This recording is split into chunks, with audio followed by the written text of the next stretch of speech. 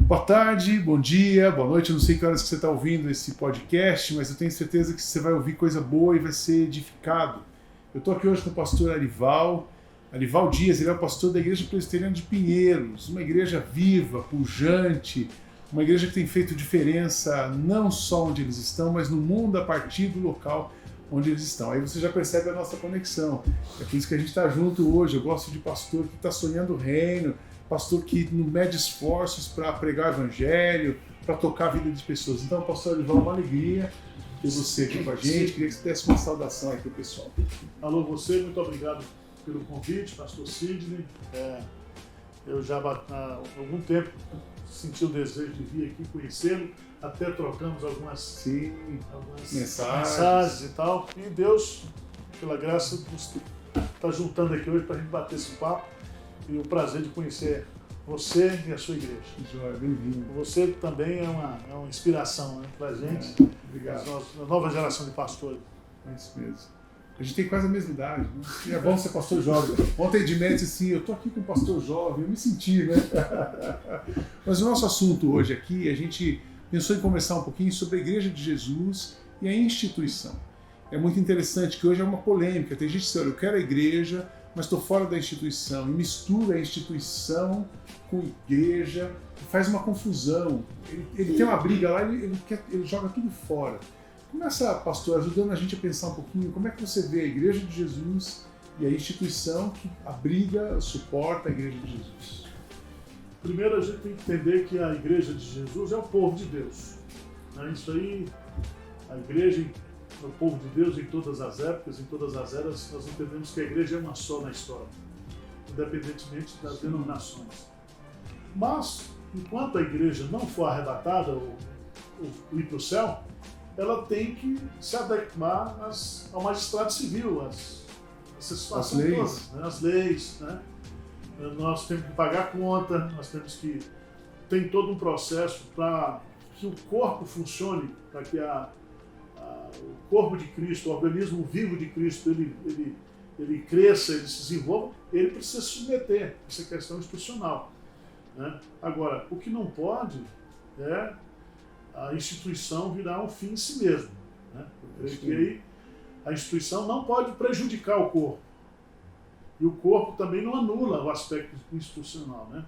Então, eu vejo, por exemplo, que no nosso sistema lá presbiteriano, eu creio que Batista também, a força da igreja é a igreja local, né? A igreja local. É a igreja local que planta novas igrejas, é a igreja local que tem os trabalhos segmentados para as faixas etárias. E é interessante, porque quando Jesus escreve as cartas, ele escreve as igrejas, né? Não foi a denominação, nem a sínodo, nem a presbitério. Então, eu vejo com tranquilidade. Eu faço parte de uma igreja onde nós temos o aspecto institucional, temos que cumprir, né, as leis, mas para nós que estamos no ministério cuidando das pessoas, o corpo é muito mais importante do que o institucional. Aqui a gente fala que a instituição precisa servir o organismo, a organização precisa servir o organismo, isso e não o contrário, né? Como você acha que é o limite, até onde que a gente pode ir ou não deve ir para não atrapalhar, o limite de uma organização saudável, da parte organizacional saudável de uma igreja? Eu entendo quando a instituição ela não amarra a questão do desenvolvimento do corpo, né? Eu diria assim, quando a instituição ela cria a religiosidade, exatamente, né? E amarra o mover de Deus, né? Porque se você for para Atos dos Apóstolos, o cristianismo é um movimento, né? É um mover de Deus na história. Agora, nós precisamos, a instituição ela serve de uma certa forma para proteger o corpo, né? Mas não para atrapalhar o crescimento do corpo. E é difícil, porque é o seguinte, essa linha que separa, essa linha é muito tênue, né? Tem hora que você foca mais, por exemplo, você agora está envolvido em vários projetos, né? E tem o corpo de Cristo, e o cara fala, mas você está investindo em terra, em construção, né? Mas não existe igreja, é a mesma coisa, você vai cuidar da saúde. Então você tem que ter hospitais, você tem que ter uma estrutura, uma instituição, educação, bons professores, boas escolas, né? Bom material didático. Então a igreja é a mesma coisa. Agora, tudo existe para servir o corpo. Né? Para servir o corpo. Eu creio que as coisas são, eu diria, tem uma dependência, né? Mas o que não pode é a instituição se tornar um fim em si mesmo, né? Tem gente que ele valoriza mais o ser presbiteriano, o ser batista, né? Do que o ser cristão, né? A ênfase dele está muito nesse aspecto institucional. É muito legal você falar disso, porque essa é uma grande discussão, né? As denominações. Porque no passado, eu tenho a impressão que as denominações elas eram mais próximas. Hoje as denominações estão mais subdivididas ainda e o cara às vezes fica defendendo uma coisa que já passou. Como é que você vê o papel das denominações, a integração das igrejas e como é que isso poderia ser diferente? Eu acho que a partir de meados do século passado, quando surgiu os movimentos neopentecostais, não os pentecostais, os neopentecostais, então foi introduzido no ambiente nosso evangélico os princípios do marketing, né? E aí parece-me que isso aí criou um espírito de competitividade, anulou o aspecto de cooperação, de amizade, né? Aí as pessoas estão preocupadas hoje com a maior igreja, né? Hoje as pessoas elas não querem. Há um ditado lá no Nordeste que diz assim: a pessoa prefere ser sapo grande numa lagoa pequena do que ser sapo pequeno numa lagoa grande. Né? Acaba se limitando, né? Então ele é pequeno, mas é dele, né? E aquela ideia assim, o importante para mim não é a quantidade, é a qualidade, etc. Mas eu vejo que esses princípios do marketing, transformando a igreja como se fosse uma agência prestadora de serviço, onde produtos espirituais são criados para atender a necessidade do povo, né? Antigamente, se você chegava na igreja e dizia para o pastor, o que eu posso servir aqui? Onde eu posso ajudar a igreja? Hoje, a pessoa chega aqui na igreja, chega na minha igreja lá e diz, o que essa igreja tem para me oferecer? Né? É isso mesmo. Como se a gente Ele fosse olha a igreja como um shopping, né? Então, eu acho que isso aí entrou a questão da vaidade, dos títulos, né? De pastor, bispo, apóstolo, profeta. E tudo isso aí é movido por esse espírito de ganância, né? De competição, de quem é maior, de quem é melhor. E isso acabou. Eu acredito, de uma certa forma, isso tem trazido prejuízo. Para as igrejas históricas, eu vou dizer para você, na minha visão, é o enfraquecimento do aspecto denominacional. As pessoas não estão se importando mais. Qualquer que seja a denominação histórica, ela está fraca, né? Ela está perdendo a relevância. Entendeu? Se luta, a gente tem amor às raízes, né? Sim. Mas a gente observa que o sujeito ele vem para a igreja hoje onde ele tem alimento, onde ele tem palavra, onde ele tem cuidado, onde ele tem carinho, né? E não adianta você, como diz lá no sertão, não adianta você levantar a cerca, você tem que melhorar o pasto. É isso aí. A pessoa vem e... Onde tem pão fresco, tem gente, né? É isso aí. Você falou uma coisa interessante da cooperação que virou uma competição, né? Então, como é que você acha que a gente poderia resgatar esse lance da cooperação, uma vez que a denominação ela não é o fator determinante, a pessoa vai onde tem comida fresca, é o pasto bom. Como é que a gente pode se ajudar como igreja de Cristo a que todas as igrejas tenham um pasto bom? O que na sua visão seria um pasto bom? Eu acho, nós estamos trocando ideias aqui, eu creio que nós precisaríamos de um avivamento, voltar novamente à simplicidade do Evangelho, né? A simplicidade do relacionamento pastoral com as ovelhas. Né? Interessante, é uma coisa que se perdeu. Se perdeu. Né? Antigamente as pessoas elas tinham uma ligação forte com o pastor. O pastor fazia parte da história dela. Né? Nasceu, batizou, casou, né? Visitava. Mandar um WhatsApp, né? Tem pastor que fala, não, eu não consigo mandar um WhatsApp porque eu tenho muito trabalho, a igreja tem 50 membros. Eu mando, tem um exemplo que eu tenho. Nós temos o Ministério de Visitação, eu escrevi um livro sobre restaurando o Ministério da Visitação, porque essa disciplina não tem mais nos seminários hoje. Hoje o pastor não vai atrás da ovelha, é a ovelha que fica correndo atrás do pastor dos aconselhamentos, né? E é difícil conseguir agenda. Eu conheço pastor que fala com orgulho, a minha agenda está com 4 meses de espera. No tempo de hoje, 4 meses de espera, se o cara está com problema no casamento, ele já casou, já separou, já está com outro. É isso aí. Não deu tempo de ajudar o cara. Então eu acho que nós precisamos, viu? Eu vejo que, por exemplo, eu estou aqui com você, eu não tenho problema nenhum, tenho amigos na Igreja Batista, o pastor Paulo, lá da Igreja Central lá de Paulo Mazzoni, tem o Valandre lá do Rio, nós viajamos pelo sertão fazendo projetos juntos, né? Inclusive, vamos plantar a igreja no sertão. Arival, como é que a gente faz? Põe assim, Igreja Evangelho do Sertão, Sistema Presbiteriano, Administração Presbiteriana, Administração Batista, não tem problema, nós não estamos preocupados com isso agora. Eu creio que o caminho, viu, vai ser sair dessa questão do aspecto denominacional e mais para o lado da confessionalidade. Nós estamos juntos naquilo que nós cremos, né? Que é um modelo bíblico de igreja, né?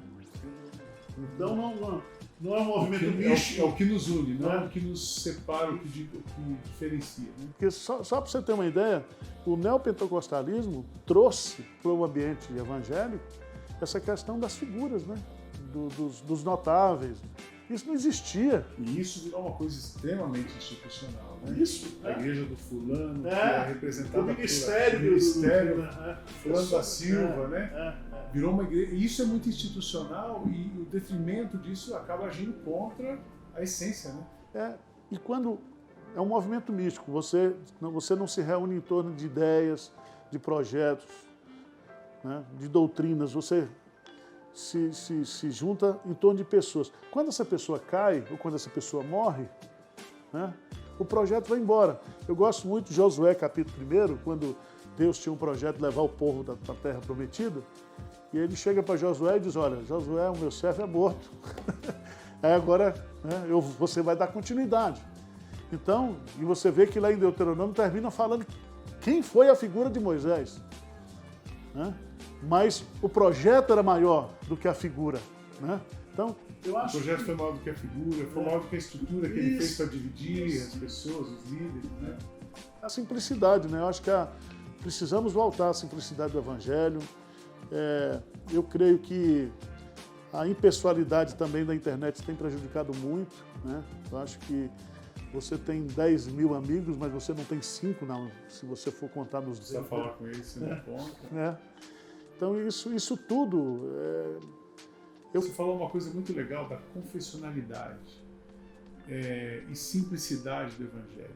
Às vezes essa palavra, eu vejo alguns radicais reformados dizendo assim, não, porque a simplicidade do Evangelho para ele é não cantar com nenhuma música, só tem um instrumento ou sem instrumento, ele tem uma camisa xadrez, ele tem uma barba, um óculos, ele é reformado e ele é de uma igreja do Evangelho simples. Como é que você tem visto esse movimento? Esse pessoal acaba radicalizando.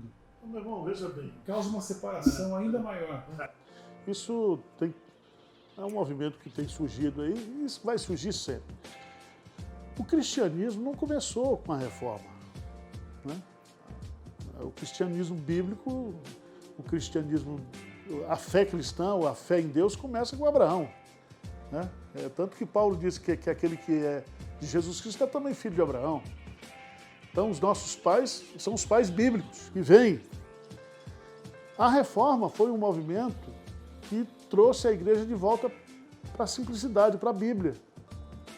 É o que nós estamos precisando hoje, né? Agora, você não pode viver no século XXI, né, com a cabeça do século XVI. Se você observar bem, quando Jesus Cristo veio na plenitude dos tempos, o mundo todo foi preparado para que o Império Romano, as estradas, tudo, a língua, a cultura. Tinha uma conspiração ali Divina, uma conspiração divina. para que ele... Aí a igreja se desvia, século XVI. Né? Século XVI. O que aconteceu? Um grande movimento mundial, a Renascença, as grandes companhias que descobriram os novos continentes, a imprensa. Eu costumo resumir a reforma dizendo o seguinte: os movimentos devolveram a Igreja de Cristo para o próprio Cristo. Porque ela estava na mão de homens.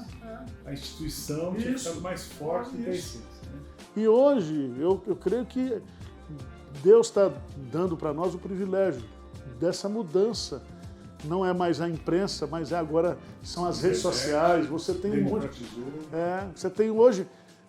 É um privilégio. Eu fico pensando, se a gente usar a inteligência artificial e usar os recursos que nós temos, nós vamos cobrir essas nações em 10 anos e Jesus volta logo. Todo mundo vai ouvir, é fácil, né? Então, o cara ouve rápido, né? Então eu acho que nós estamos... Eu não sou profeta nem apocalíptico, né? Mas eu acho que a nossa geração está tendo o privilégio de viver esse momento, né? E nós temos que fazer uma leitura bíblica do que está acontecendo. Não uma leitura religiosa, não uma leitura política, não fazer um reducionismo como se só eu sou dono da verdade, né? Aliás, a palavra de Deus diz que a verdade foi entregue aos santos, né? Está lá em Judas. E foi entregue de uma vez aos santos. Os santos ali é a igreja. Então, o fato de você ser batista, ser presbiteriano, o que nos une aqui é a verdade, a sã doutrina, a palavra de Deus.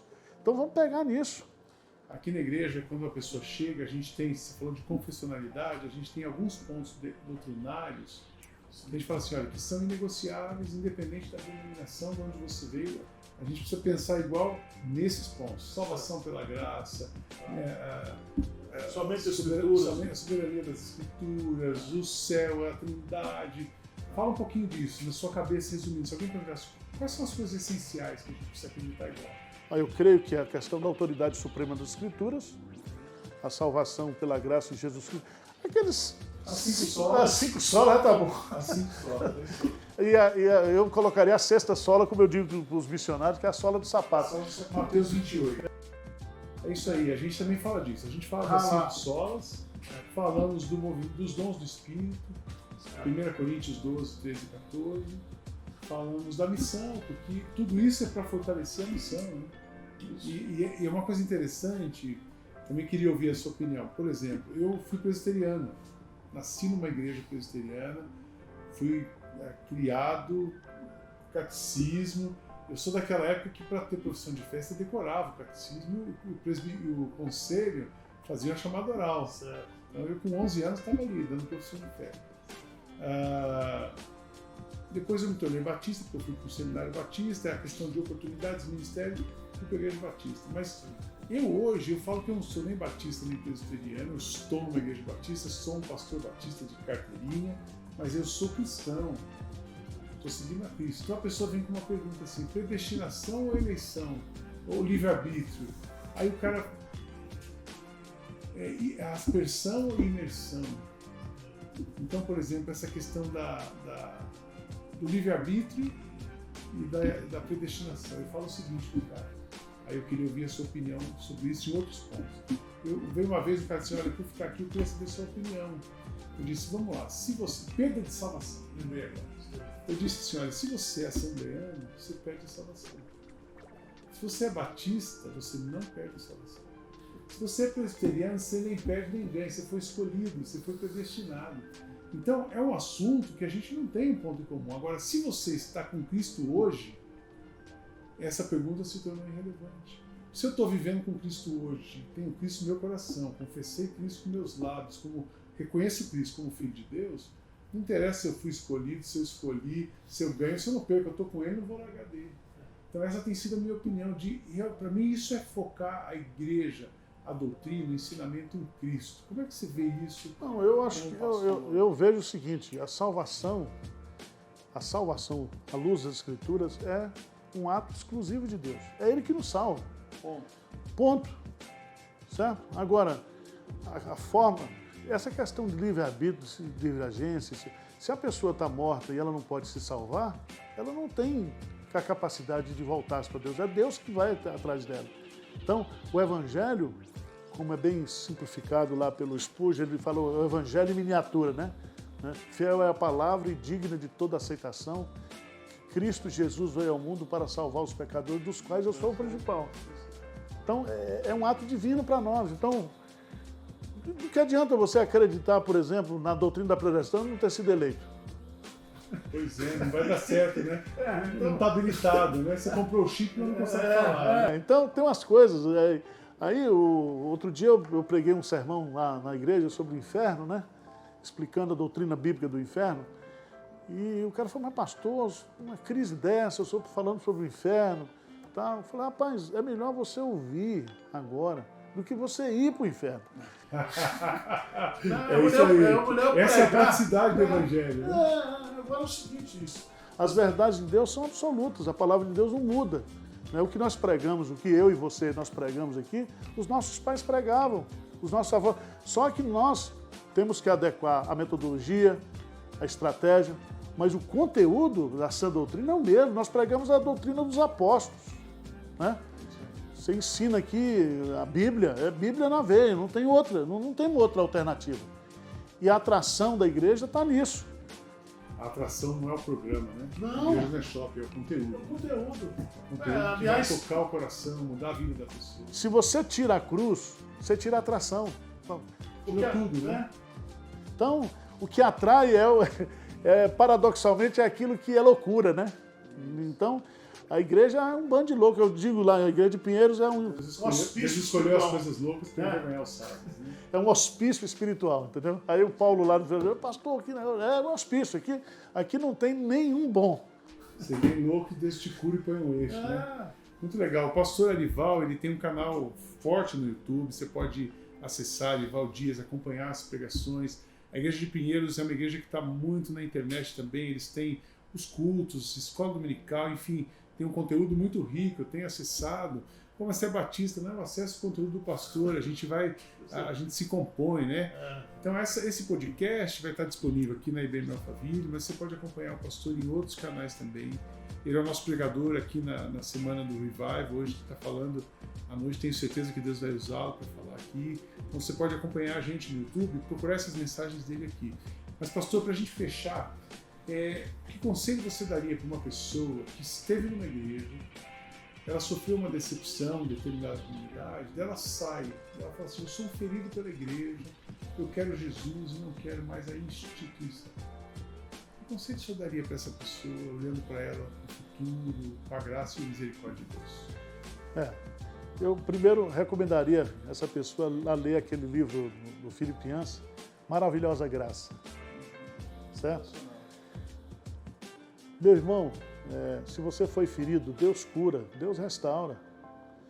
Se você é um crente mesmo, porque decepções, Jesus ele foi o mais rejeitado entre os homens.